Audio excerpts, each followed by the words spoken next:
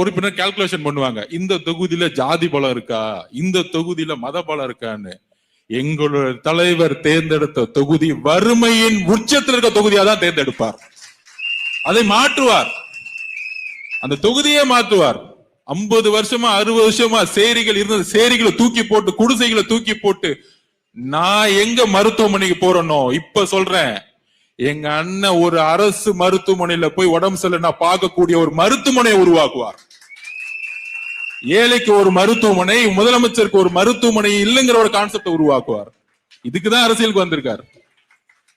இந்த MLA ஆறது, minister ஆறது, அது மூலியமா சம்பாதிக்கிறதுக்குலாம் அவர் வரல. ஒரே வார்த்தை சொன்ன தலைவர், 1 ரூபாய் நான் தொட மாட்டேன் முதலமைச்சர் ஆன உடனே. இந்த தெளிவு இருக்கா? இன்னைக்கு மு.க. ஸ்டாலின் அவர்கள், ஐயா அவர்கள் அபிடேவிட்ல கொடுக்கிறாரு எம்எல்ஏ ஆகும்போது, என்கிட்ட காரே இல்ல. அப்ப இப்ப போறீங்களே 3 கோடி ரூபாய் கார் எங்க இருந்து வந்துச்சு?